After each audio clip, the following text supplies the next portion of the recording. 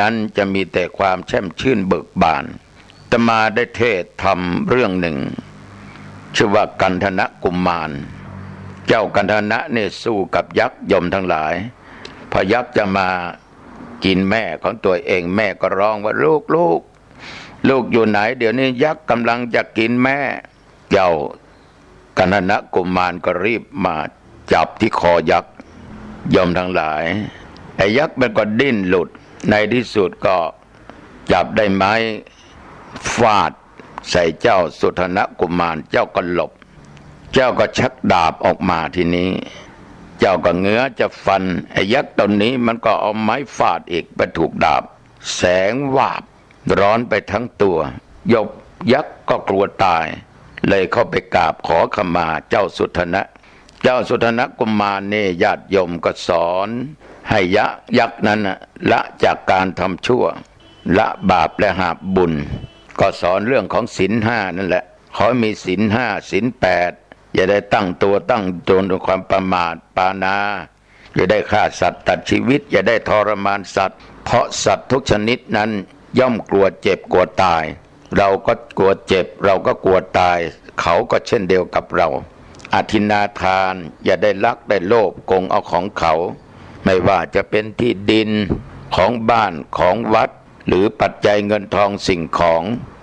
เขาก็รักเขาก็หวงถ้าเราอยากได้ต้องขยันขันแข็งกาเมอย่าได้มีใจมักชู้ต่อชายอื่นหญิงอื่นที่เขามีเจ้าของเขารักของเขาหวงของเขานั่นมันไม่ใช่ของเราอย่านำมาจะเดือดร้อนมุสาอย่าพูดเท็จอย่าโกหกอย่าด่าอย่าติสินนินทาสมณะชีพราหมณ์พ่อแม่ครูบาอาจารย์ของตัวเองและคนอื่นคนที่ติสินนินทาคนด่าคนว่าคนหลอกลวงนั้นอยู่ไหนไม่เป็นสุขไม่มีความสนุกสุราเมรยมัชฌปมา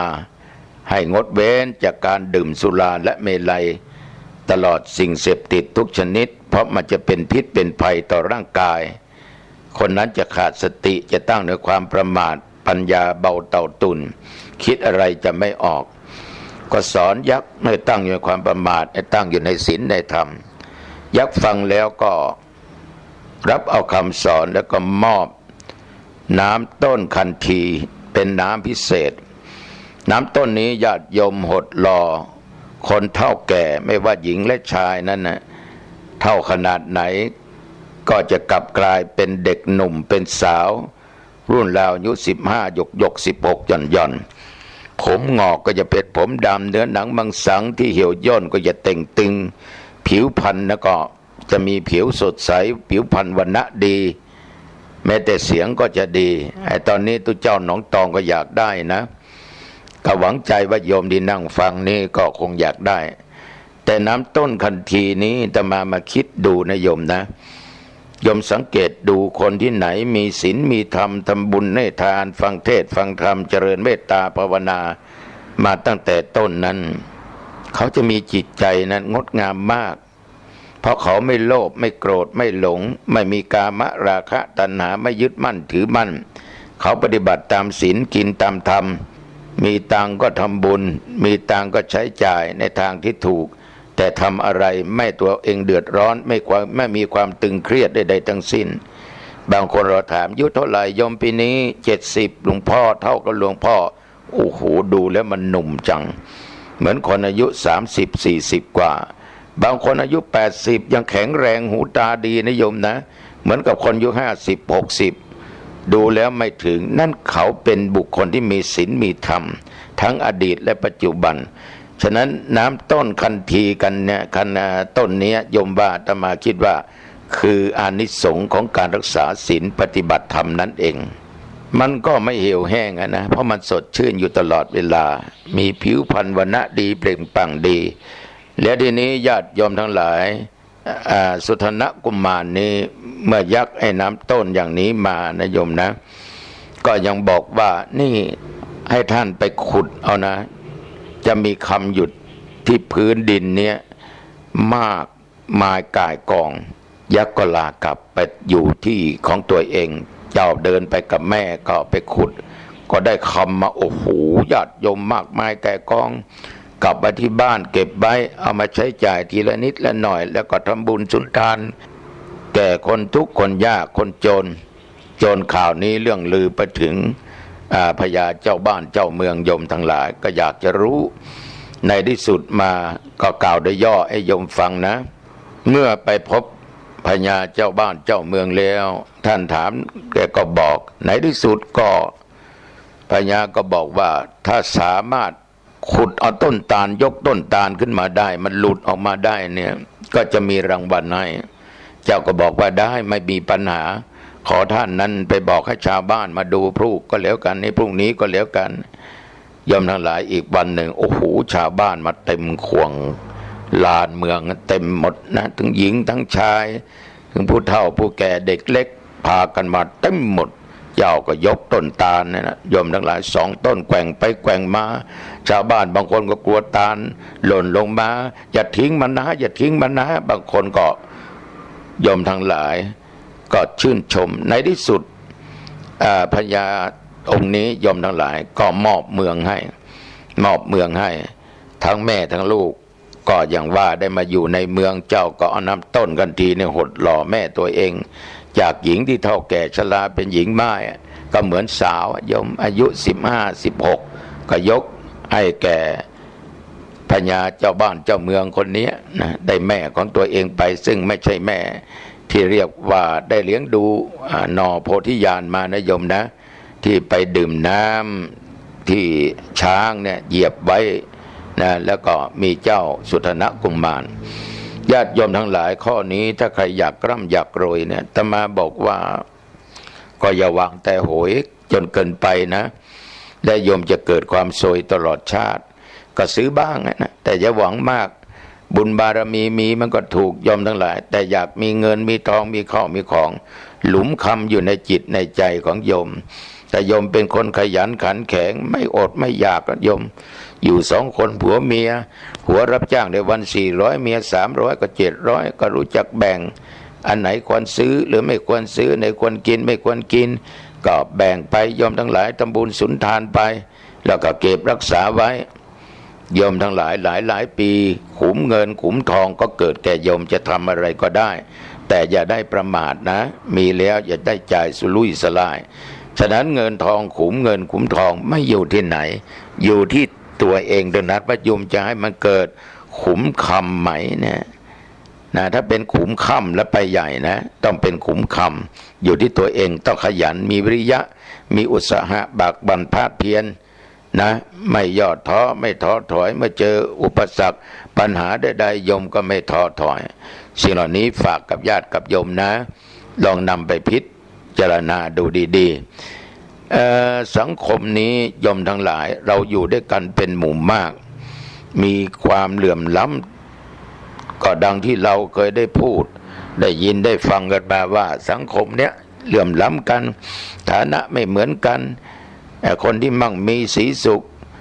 ก็มียิ่งขึ้นไปไอ้คนที่ทุกข์ยากก็ทุกข์ยากยิ่งขึ้นไปโยมวันนี้ได้ถึงไม่ร่ำไม่รวย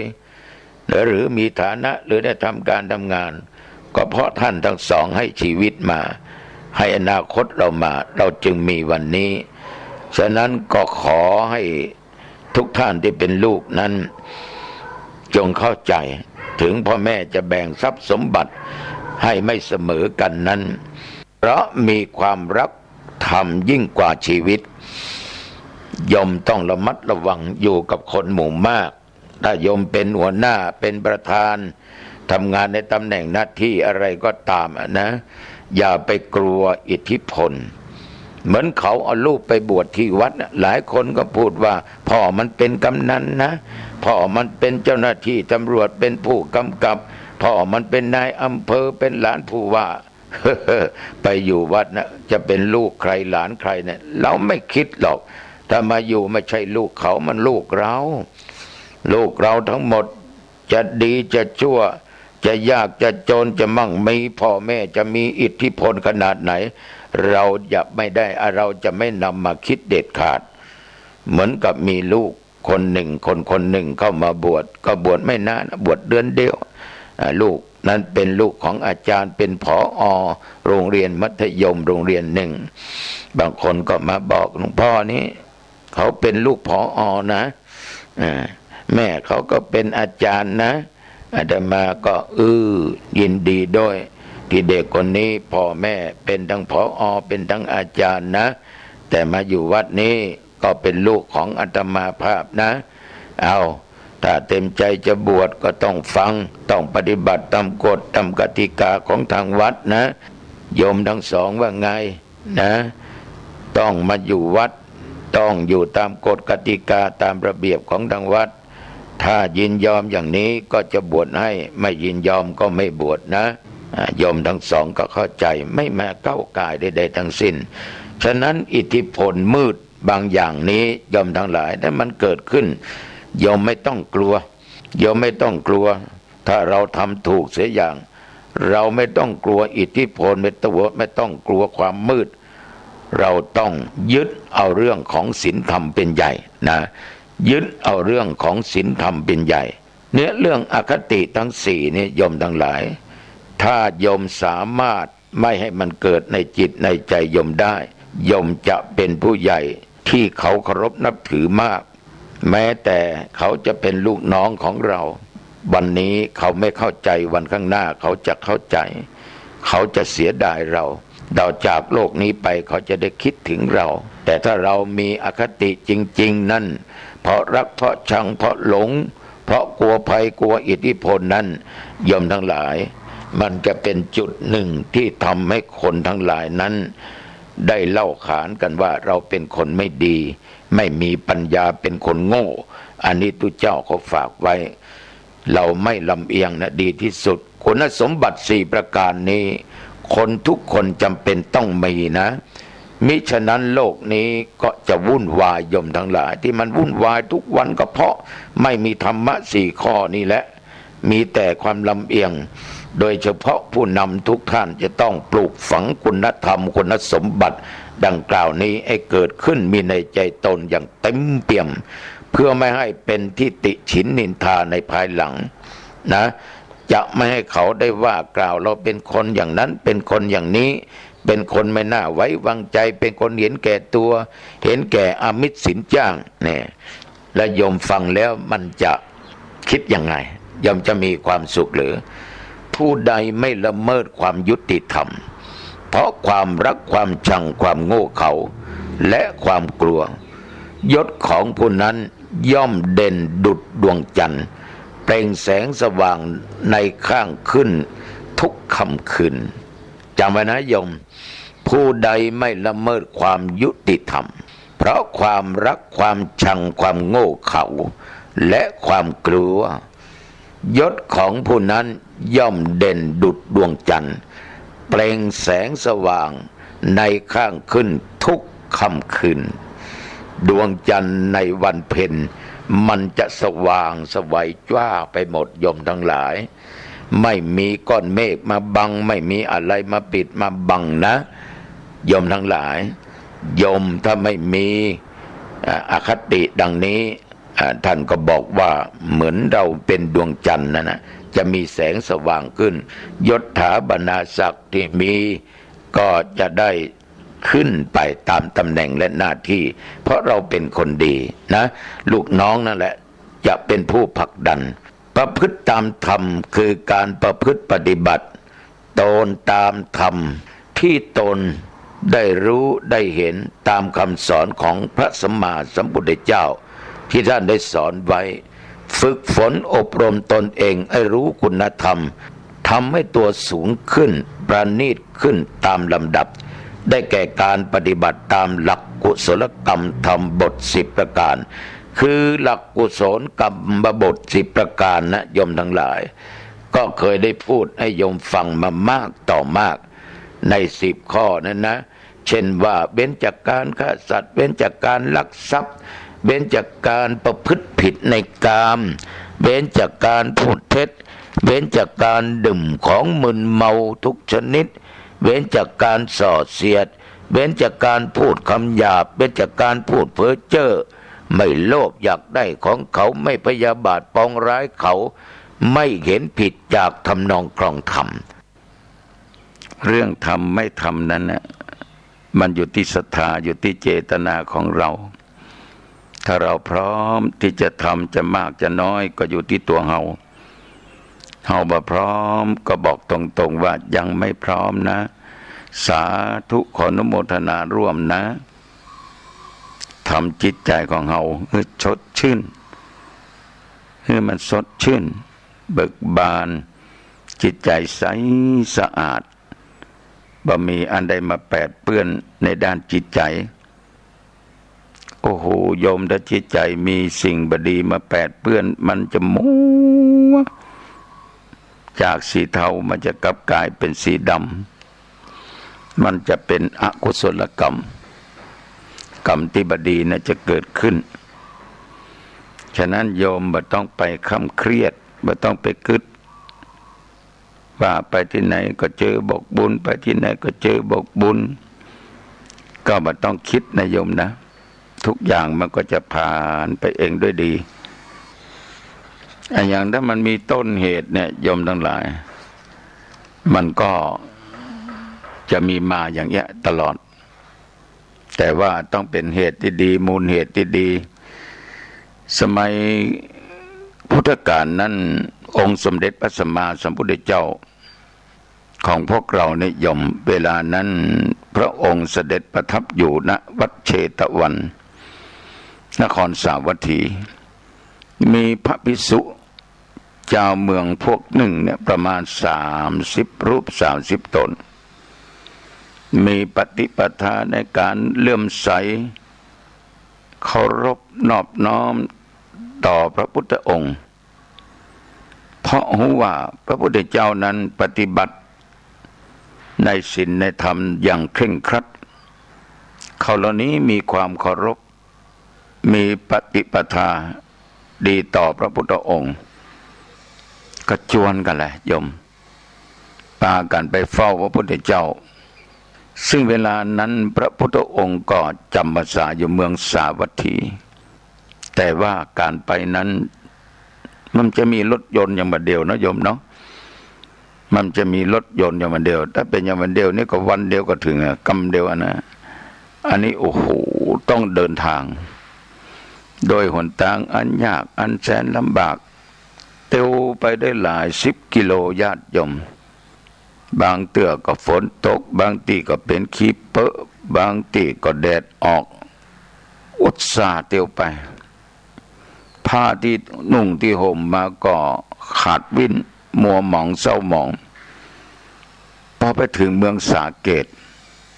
ซึ่งก็นับดูระยะทางก็ห่างจากเมืองสาวัตถีไปประมาณ6 โยชน์หรือประมาณ90 กว่ากิโลเนี่ยโยมทั้งหลาย95-96 กิโลเมตรเนี่ยก็พอดีถึงฤดูกาลต้องเข้าพรรษาคือฤดูนั้นเป็นฤดูฝนโยมทั้งหลายฝนตกพระเจ้าจะต้องอธิษฐานจำพรรษาอยู่ณสถานที่ใดที่หนึ่งวัดใดวัดหนึ่งสาเหตุก็เพราะมีตุเจ้าออกเผยแผ่ธรรมรับกิจนิมนต์ไปอันไปนี่ไปเหยียบย่ำเข้ากาในนาของพี่น้องชาวบ้านก็เดือดร้อนถ้าเป็นประเดี๋ยวก็ไปฟ้องพุทธเจ้าเนาะพุทธเจ้าก็จึงให้ภิกษุทั้งหลายเนี่ยอธิษฐานจำวัดเข้าพรรษาอยู่ณที่ใดที่หนึ่งครบ3 เดือนก่อนหมดฤดูฝนแล้วค่อยไปภิกษุเหล่านี้30 ตนเนี่ยโยมทั้งหลายก็รู้ว่าเป็นฤดูการเข้าพรรษาก็จะเดินทางเข้าไปหาพุทธเจ้าคงบ่ทันแน่ท่านเหล่านั้นก็จึงตกลงตั้งจิตอธิษฐานอยู่จำพรรษาที่เมืองสาเกตแต่จิตใจนั้นต้องถามกระวนกระวายครับไปพบพระพุทธเจ้าไว้อยู่ใกล้นี่แต่มันจะไกลสักเท่าใดบางองค์ก็อาจจะกึดอย่างเนี้ยอยู่จำพรรษาครบไตรมาสคือ3 เดือนโยมทั้งหลาย3 เดือนนั่นนะ ใจบ่เป็นสุขเลยใจนึกถึงแก่พระพุทธองค์บักกรรมออกภาษาปวารณาเรียบร้อยตั้งหน้าตั้งตาต่างตนต่างออกเดินต่างไปเมืองสาวัตถีทันทีอันเป็นเมืองตีพระพุทธองค์ประทับอยู่ที่นั่นแต่เพราะว่ามันยังอยู่ในช่วงฤดูฝนนะโยมยามเดียวเนี่ยไปไหนก็ลำบากวันนั้นไปประชุมที่เมืองฝางวัดพระบาทอุดมวัดน้ำบ่อสาวาของเจ้าคณะอำเภอมันถึงห้ามฝนตั้งแต่ออกวัดหนองตองไปละบะไปถึงอำเภอเมืองไปถึงแม่แตงฝนก็ตกการเดินทางโอ้โหรถก็ติดญาติโยมขนาดนั่งรถยนต์นะจากหนองตองไปถึงแม่ริมแม่แตงใช้เวลา2 ชั่วโมงป่ายมันน่าเชื่อโยมทั้งหลายมันน่าเชื่อออกว่า7 โมงป่าย10 กว่านาทีเล็กน้อยไปถึงเมืองฝางโยมพอจะ11 โมงไปดิฉันเข้า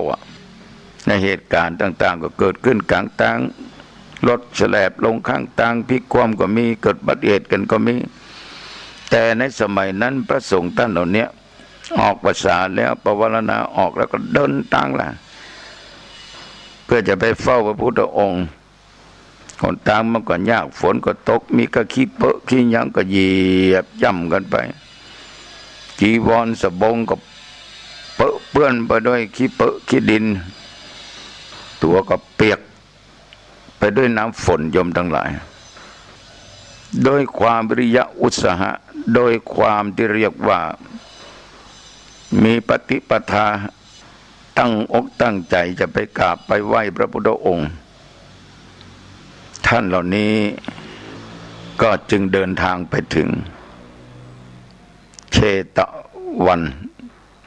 เมืองนครสาวัตถีเมื่อไปถึงแล้วยอมทั้งหลายก็ไปกราบพระพุทธองค์พระพุทธเจ้าท่านก็ตรัสถามท่านเหล่านี้ว่าท่านยังมีความสุขบ้างไหมมีความทุกข์บ้างไหมท่านก็ห่วงใยพระภิกษุเหล่านี้ก็ถามสุขถามทุกข์และถามเรื่องการก้าวหน้าแห่งการเผยแผ่ธรรมปฏิบัติธรรมพระพุทธเจ้าก็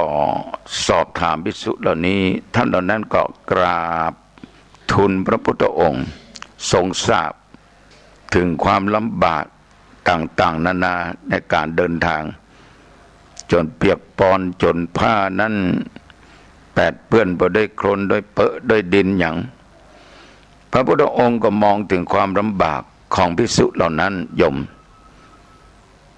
ก็จึงทรงอนุญาตให้ภิกษุอยู่จำพรรษาครบไตรมาสแล้วในระหว่างที่ออกพรรษานั้น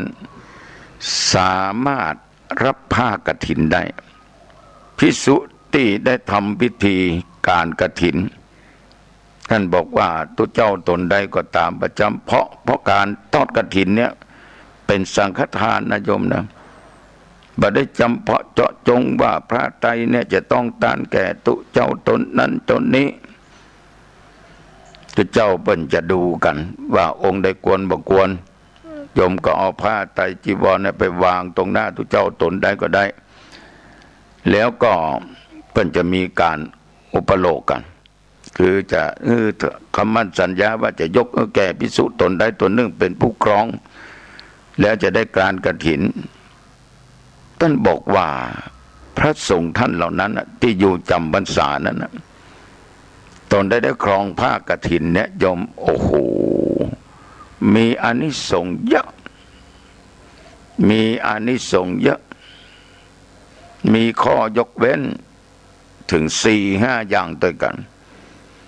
1จาริกมาถึงการเดินทางไปที่อื่นได้โดยบ่ต้องบอกลาภิกษุโดยกันที่อยู่ในวัดนั้น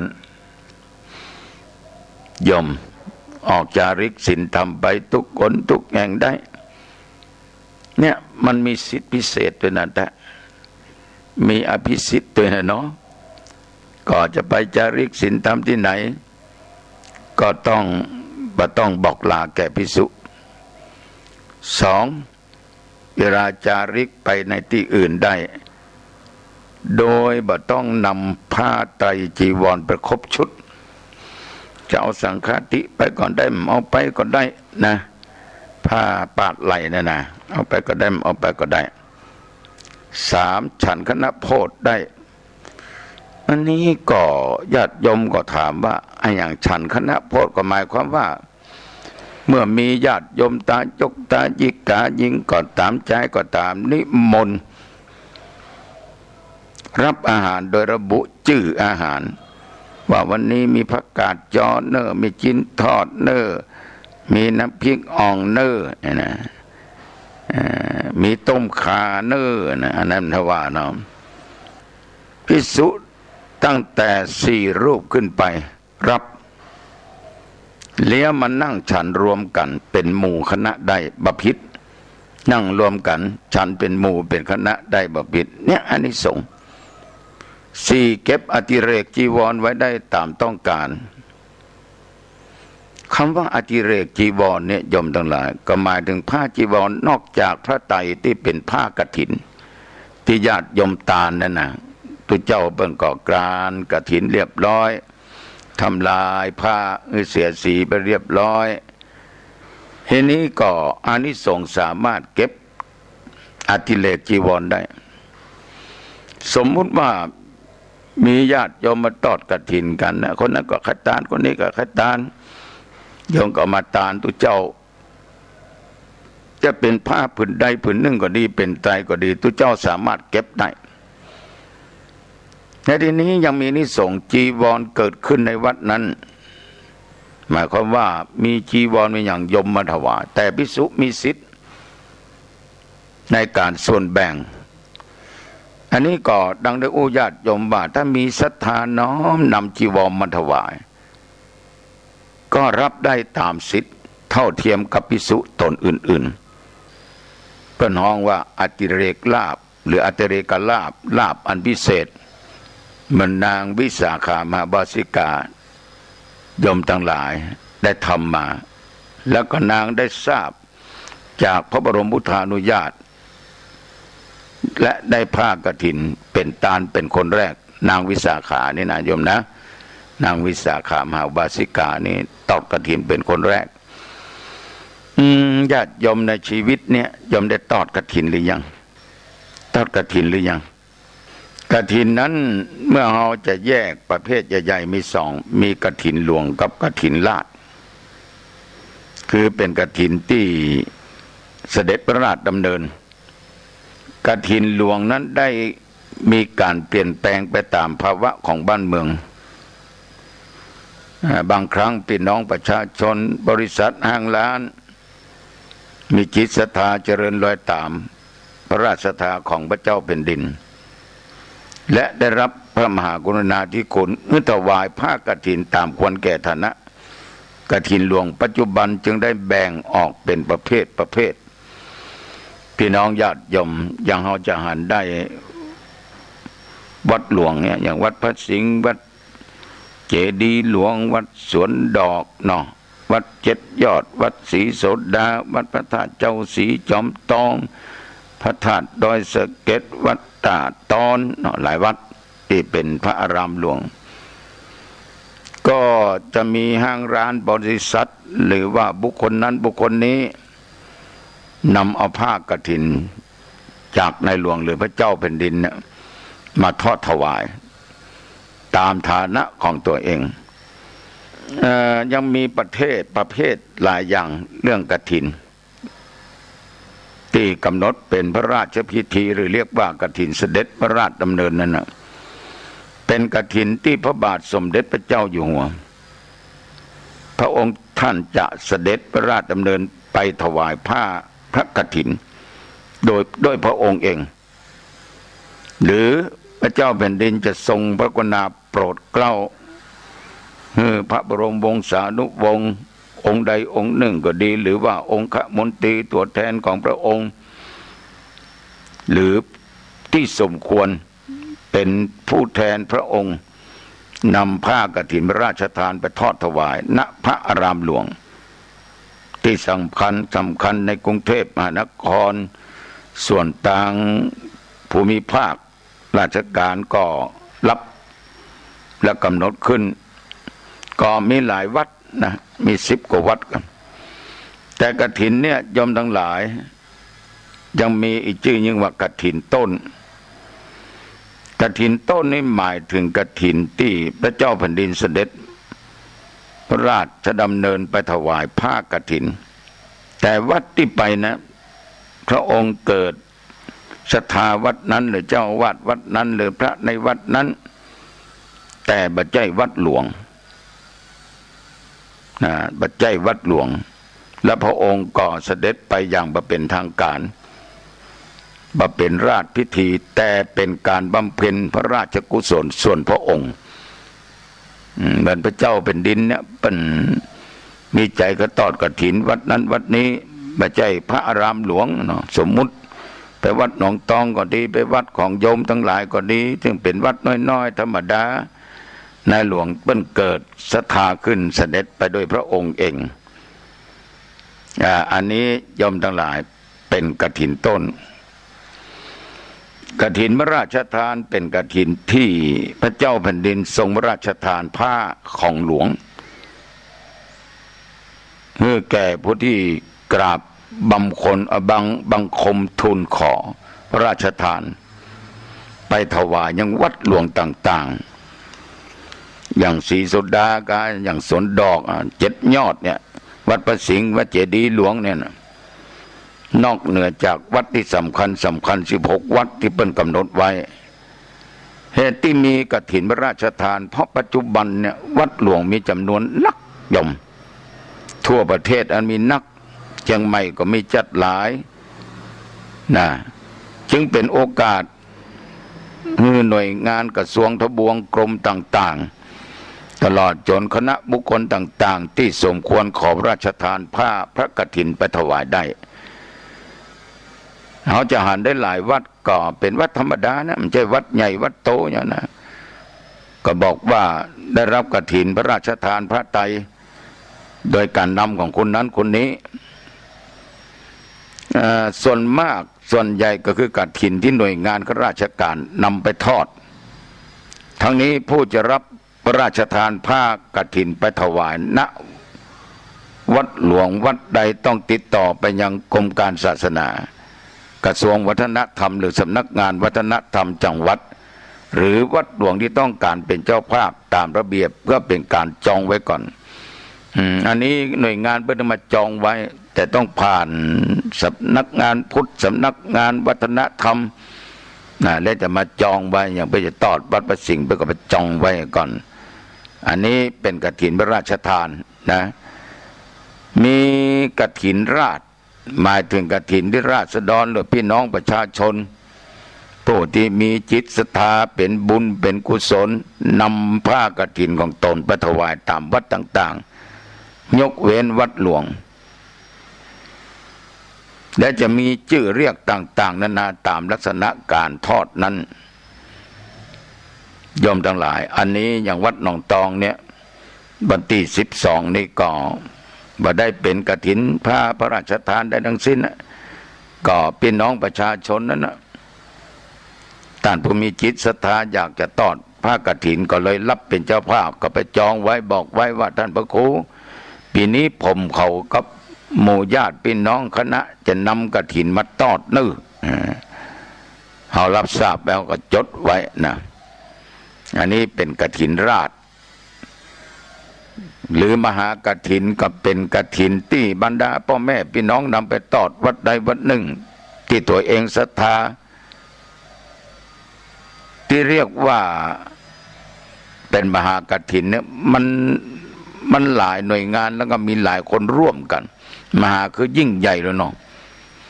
แล้วของที่ไปทอดนั้นนอกจากผ้าแล้วก็ยังมีบริวาร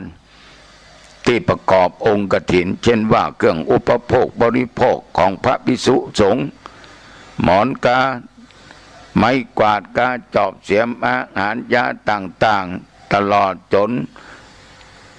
เสื้อสาดอาสนะสัพพทนเหล่านี้เป็นต้นและมีอย่างหนึ่งจุลกฐินนิยมทั้งหลายอันนี้ก็เกิดขึ้นบ่อยครั้ง วัดก็เคยทำมา2 ครั้งเป็นกฐินที่ต้องทำความรีบเร่ง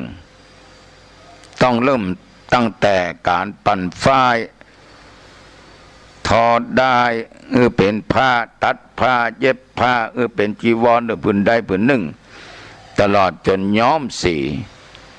และต้องเสร็จในวันนั้นต้อถวายในวันนั้นและพระสงฆ์ที่ได้ครองไตรกฐินต้องกรานในวันนั้นอนุโมทนาวันนั้นโดยเรียกว่าเป็นกฐินที่ต้องทำกันทุกอย่างเสร็จภายในวันเดียวมันต้องร่วมจิตร่วมใจกันโยมแม่ออกพ่อออกโยมที่เปิ้นทอผ้ากฐินนี่นะจุลกฐินนี่เปิ้นจะมีหรอเป็นคณะไปจ่อยกันนะเปิ้นถือว่าได้บุญที่ได้บุญเพราะอย่างโยมทั้งหลายเพราะผ้านั้นต้องเสร็จวันนั้นตานวันนั้นได้รับพรจากตุเจ้าวันนั้นตุเจ้าก็การกฐินวันนั้นตัวและมีกฐินสามัคคีเป็นกฐินที่มีเจ้าภาพหลายๆคนเอาว่ากฐินสายเนาะคนนั้นก็จะเอามาสายคนนั้นก็จะมาสายอย่างบางวัด7 8 9สายบางวัดก็เป็น10เป็น20สายคือมีเจ้าภาพนักแต่จะบริจาคมากน้อยก็ตามกำลังศรัทธาแต่ว่าต่างคนต่างทำต่างคนต่างดำเนินการดำเนินงานมีหนังสือบอกบุญไปยังคนอื่นได้ปัจจัยตัวใดก็มารวมกันจัดเป็นพระป่าก็มีเป็นองค์กฐินก็มีรวมทั้งบริวารไปทอดจะเป็นวัดใดวัดหนึ่งที่จองไว้กฐินอย่าง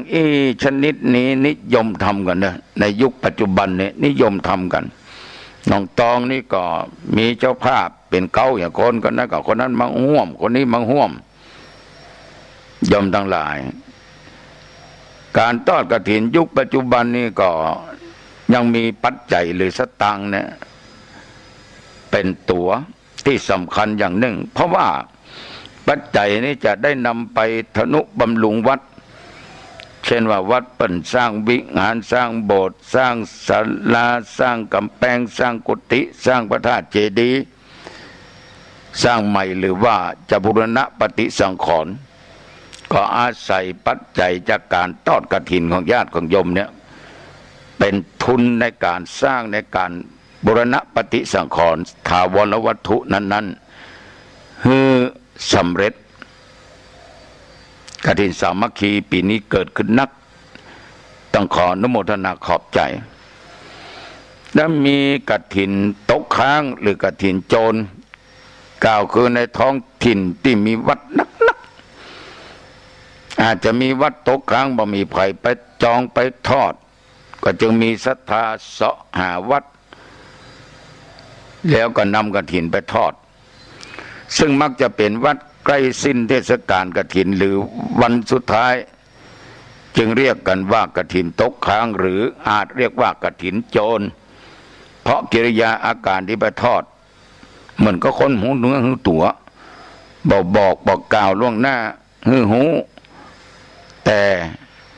ว่าเขาก็มีศรัทธามีจิตเจตนาเป็นบุญเป็นกุศลแต่ว่ารีบเร่งคล้ายกับโจรแต่ไม่ใช่โจรไปปล้นวัดปล้นวามใช่อย่างนั้นนะอันนี้โจรดีโจรแห่งบุญโจรแห่งกุศลเมื่อน้องตองได้ครับกฐินก็สืบไม่มีโยมเดี๋ยวผมจะมาทอดนะบางทีมันบอกมาไปถามว่าพระมีกี่รูปเอาบอกว่า9 รูปเหมือนมาละบุญมาละยอมทั้งหลายกฐินแบบนี้ต่างกับกฐินอื่นๆคือบ่มีการจองล่วงหน้าจะทอดเฉพาะวัดที่ยังบ่มีไผทอดจะทอดหลายวัดก็ได้วันนี้จะไป10 วัดก็ได้20 วัดก็ได้และสามารถเอาเครื่องไทยธรรมที่เหลือจากวัดที่บ่ได้ทอดก็ไปจัดเป็นผ้าป่าเรียกว่าผ้าป่าแถมกฐินก็มีหลายวัดที่สาธุเจ้าขอนิมนต์ไปร่วมในการเป็นประธานสงฆ์เป็นทอดกฐินยอมทั้งหลายทอดกฐินแล้วก็มีพระป่าแห่งองค์หนึ่งไปสมทบอันนี้ก็เป็นเรื่องที่เราปฏิบัติกันมาแล้วในนี้การทอดกฐินเป็นบุญหรือไม่ เป็นยมเป็นบุญอันพิเศษเพราะเป็นการถวายทานตามการตามเวลาปีหนึ่งทำได้ครั้งเดียวบ่มีทั่วไปเรียกว่ากาลทานฉะนั้นเวลาพระสงฆ์ฮือเนี่ยกาเลทานติสัพปัญญาวะทันยูฮือปอนในบทนี้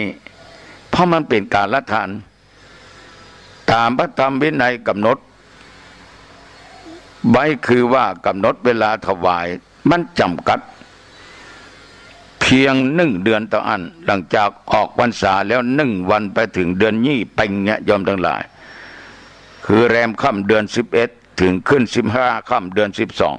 12แต่ละวัดนั้นสามารถรับกฐินได้ปีละครั้งนะโยมนะปีละครั้งเดียวแต่ว่าวัดนั้นจะต้องมีตุเจ้าอยู่จำพรรษาครบ5 รูปในพรรษา3 เดือนนั้นต้องมีตุเจ้าจำพรรษาครบ5 รูปเพื่อมันถูกต้องตามพระธรรมวินัยแต่ว่าเปิ้นก็อนุลมปฏิลมนะเพราะวัดประเดียวเนี่ยจะหาตุเจ้าอยู่4-5 รูป6-7 รูปยาก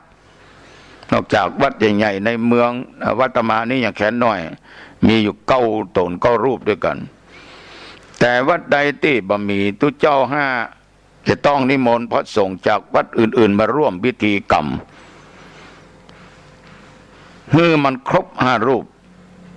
เป็นอย่างน้อยก็เพื่อครบองค์สงฆ์ตามพระวินัยบัญญัติไว้อันนี้ยอมทั้งหลายเปิ้นก็อนุโลมปฏิโลมกันทีนี้เวลาที่ทอดกฐินนั้นน่ะญาติโยมจะหันได้ว่าจะมีการยกธงกฐินซึ่งก็เป็นเครื่องหมายแสดงให้รู้ว่าวัดนี้ได้รับผ้ากฐินแล้วอย่างว่าหนองตองนี่ก็เอาตะขาบก็จะเข็บกันนี่นะเอาหูบนางมัจฉากับตลอดเต่าอย่างนี้เนาะไปแขวนไว้ที่หน้าวัดเนี่ยแสดงว่าวัดนี้มีคนจองกฐินละจะทอดกฐินละเนี่ยนะถ้ามาว่าไปไว้เนี่ยเขาว่าโหวัดนี้มีก้าก็ได้มาทอดเป็นกฐินมหาโจรอีก ยอมทั้งหลายวัดหนึ่งนั้นสามารถรับกฐินได้เพียงครั้งเดียวธงกฐินจะมีรูป3-4 จำพวกที่เป็นสัตว์นะรูปจระเข้ป้องตะขาบป้องแมลงป้องรูปนางกินนารีหรือว่านางมัจฉาหรือว่าจะรูปเต่าเข้าไปก็ได้คือสัตว์เหล่านี้ยอมทั้งหลายมีอุบาสกบาสิกาผู้ใจบุญทอดกฐินไปทางแม่น้ำสัตว์เหล่านี้หันเป็นไปทอดกฐินก็ดีอกดีใจก็ไหว้ตัวปอมแปมมันไปตันอย่างเนาะเป็นไปทางเหืออย่างเนาะต่อมันก็อยากจะได้บุญก็ขอฝากไปตัวก็เอาดอกบัวเนี่ยสแววขึ้นไปกันเนาะไปตกติงกันเพิ่นแล้วก็ขอให้มีฮูกเขาตัวโยมทั้งหลายมันก็เป็นธรรมเนียมมาต่อเพิ่นก็จะจัดเอาถวายเรียบร้อยตัวเจ้าเปิ้นอุปโลกเรียบร้อยตกลงตัวเจ้าตัวนั้นครองไตรกฐินนั้นกำนั้นญาติโยมก็ตามตั้งเฮานี่ก็จะมีการถวายวัตถุปัจจัยทายธรรมแก่พระสงฆ์กี่รูปก็ได้นะส่วนมากเอานิยมกันตั้งแต่5 รูปเป็นต้นไปจนถึง9 รูปบางทีก็เอานักบางทีก็เอาน้อยแล้วแต่กำลังเนาะประเคนเรียบร้อยแล้วโยมก็ประเคนบริวารกฐินตัวแล้วก็เปิ้นก็จะประกาศยอดว่าคณะนี้ได้แต่อันเนอร์คณะนี้ได้แต่อันเนอร์แล้วต้องไปเหนี่ยมไปอายอย่างเงี้ยโอ้คณะกูอย่างได้น้อยอย่าไปกึดเนอะน้อยนักก็ได้บุญได้กุศลละโยมเพราะว่าการทานที่ทำให้เกิดบุญเนี่ย1ฟังเทศน์มหาจารย์เวสสันดรชาดกเหตุใดตุเจ้าว่ามันถึงได้บุญนักก็เพราะว่าเวสสันตระชาดกเป็นญาติของพระพุทธเจ้าที่เกิดชาติเป็นพระเวสสันดรได้ปั้มเป่งทานะปารมีหรือปารมี10จนครบทานวัตถุสิ่งของปัจจัยเงินทองแต่คนทุกข์คนยากคนจนทานช้างเผือกแก้วมงคลแก่พระมาจากเมืองกริงกราชมาขอเป็นช้างกูเกิดร่วม วันตันยามกับพระเวสสันดรแต่ก็คือตาลนอกนั้นญาติโยมก็ยังได้ตาลราชรถตาลม้าตาลลูกตาลเต้าแก่พราหมณ์ชูชกแม้แต่ไผ่มาขอเลือดขอเนื้อขอวัยวะส่วนใดในร่างกายพุทธองค์ก็หรือพระเวสสันดรก็จะฮื้อหมด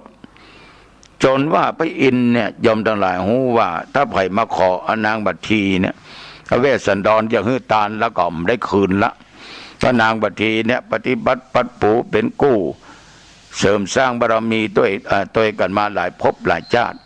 จึงเนรมิตเป็นพราหมณ์เท่าชื่อว่าอินตาสกพราหมณ์เขาไปขอพระเวสสันดรก็ฮื้อตาลแล้วพระอินทร์ก็เอาคืนฮื้อนี่สองบุญที่ได้นักคือการบวชการเข้ามาบวชนะเป็นการที่จะทำให้สามารถถึงฝั่งนิพพานได้ง่ายเพราะได้ญาติโยมพระพุทธเจ้าเกิดทุกภพทุกชาตินะได้บวชเวสสันดรก็บวชเป็นฤาษีเนาะ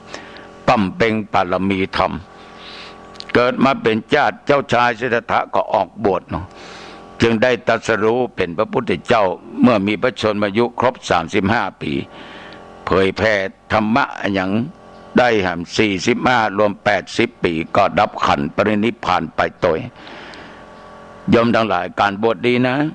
โยมเป็นแม่หญิงได้บวชอย่างตุเจ้าก็บวชจิตบวชใจนุ่งขาวห่มขาวก็ได้ปฏิบัติตามศีลตามธรรมเอาศีลธรรมกรรมฐานนะบวชจิตบวชใจละความชั่วทำความดีก็เป็นการบวชมีลูกมีเต้าก็นำลูกเต้าบวชเนี่ยโยมเอามีลูกเต้าเป็นบวชที่ไหนก็เป็นเจ้าภาพ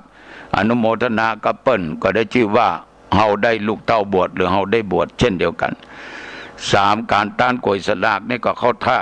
เพราะไอ้ใดยอมทั้งหลายสลากเนี่ยถวายเป็นของสงฆ์ทุกเจ้าอุปโลกเรียบร้อยก็แจกเส้นสลากทุกเจ้าก็มองว่าเส้นสลากน่าจะได้ของไผ่อาจจะได้ของนายกก็ได้นายมอก็ได้นายขอก็ได้นายขอก็ได้นางสอก็ได้หรือนางชอก็ได้นะยอมทั้งหลายมันเป็นสังฆทานที่ได้บุญได้กุศลเยอะที่ฟังเทศมหาเวสสันดรก็ว่าชาตินั้นเป็นชาติของพระพุทธเจ้าที่ปั้มเป่งปรมีและทานอันสุดยอดได้บุญก็คือทานผ้ากฐินเนี่ยแต่ฐานะของคนเฮาเนี่ยมันบ่เหมือนกันมันบ่พร้อมแต่จริงการทานกฐินกับผ้าผืนเดียวก็เป็นกฐินได้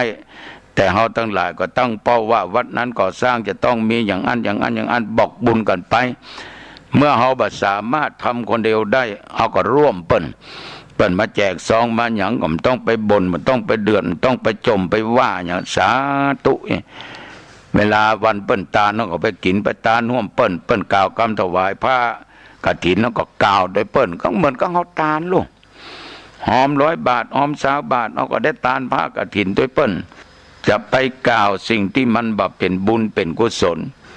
บางคนนี่เบื่อหน้านี้ถึงเบื่อขนาดขี้ขานหันสองไปสปะสเปดเบื่อบุญแต่ว่าชอบบาป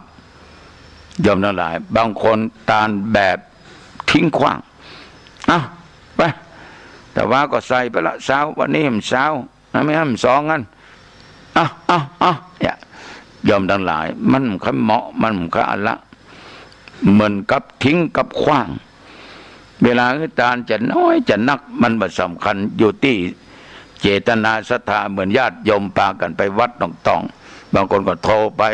หลวงพ่อเททองหล่อพระเจ้ามาได้เฮาว่าวันที่12ตอดกฐินตัวเททองตัวกิโลเท่าใดเฮาก็บอกว่าเพิ่นว่า500 ป่ายเฮาก็ว่า500 ป่ายนะจะใจตองอยู่ประมาณ 1,800 กว่าโลโยมก็พากันไปวัดไปให้ไปหอมบางคนมีน้อยก็หอมน้อยบางคนมีนักไปก็หอมกันเอาเป็นกิโลหลายกิโลเนี่ยเกิดจากศรัทธาโยมบ่ได้เอาไปทิ้งบ่ได้เอาไปขว้างศรัทธาคือความเชื่อประสาทะความเลื่อมใสในเรื่องบุญเนี่ยโยมทั้งหลายถ้าจ้างจ้างทำถึงน้อยก็ได้บุญทำมากก็ได้บุญเช่นเดียวกันมันอยู่ที่ศรัทธาอยู่ที่เจตนาของเฮาฉะนั้นบุญอันเกิดจากการทานพระกฐินนั้นเทพทั้งหลายเทวดาทั้งหลายมนุษย์ทั้งหลายสรรเสริญชื่อเสียงนี้กระชอนไปทั่วทุกสารทิศ ติดประตูอบายตัวนอกนั้นยอมทั้งหลายเกิดมาชาติใดเป็นมนุษย์